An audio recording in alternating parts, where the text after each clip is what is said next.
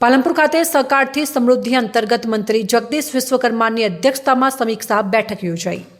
સહકારી સંસ્થાઓએ value addition તરફ આગળ વધવું જોઈએ તેવું મંત્રી જગદીશ વિશ્વકર્માએ જણાવ્યું।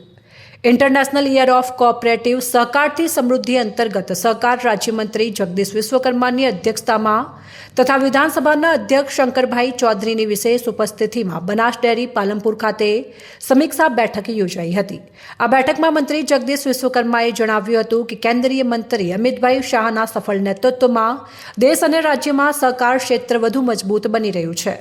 સહકાર ક્ષેત્રે સમગ્ર દેશમાં ગુજરાત રાજ્ય અગ્રહરોળમાં પહોંચ્યું છે। સહકાર ક્ષેત્રે તમામ વ્યવસ્થાઓ તથા પ્રવૃત્તિઓ ઊભી કરાઈ રહી છે।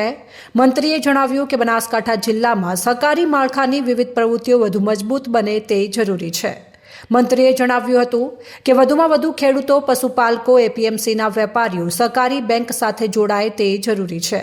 ડિજિટલ ટ્રાન્ઝેક્શનની સંખ્યામાં વધારો થાય, માઇક્રો અને રૂપે એટીએમ થકી નાણાં ઉપડે, સહકારી માળખાઓમાં જનઔષધિ કેન્દ્ર, સીએસસી સેન્ટર, ધિરાણ સહિતની પ્રવૃત્તિઓ વધે તે જરૂરી છે।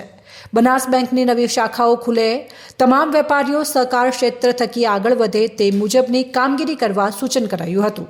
મંત્રીએ જણાવ્યું કે નાગરિકોની આવકમાં વધારો કરી શકીએ તથા સ્થાનિક રોજગારીમાં વધારો થાય તે હેતુથી સહકારી સંસ્થાઓએ વેલ્યુ એડિશન તરફ આગળ વધવું જોઈએ।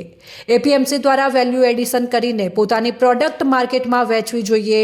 મંત્રીએ સહકાર ક્ષેત્રે બનાસકાંઠા જિલ્લાની નોંધપાત્ર કામગીરીને બિરદાવી હતી તથા સહકાર ક્ષેત્રે બનાસકાંઠા વધુમાં વધુ મજબૂત બને તે મુજબની કામગીરી કરવા જણાવ્યું હતું। આ પ્રસંગે બનાસ બેંક તથા જિલ્લા સહકારી મંડળીઓ અંગે પ્રેઝન્ટેશન રજૂ કરાયા હતા। સહકારી આગેવાનોએ મંત્રી અને મહાનુભાવો સાથે સંવાદ સાધ્યો હતો।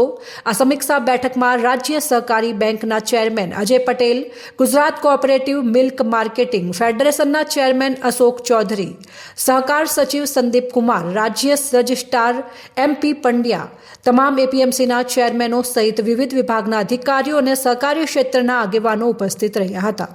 રિપોર્ટર મનુ પરમાર, સંબંધ ભારત ન્યૂઝ, દાંતા અંબાજી।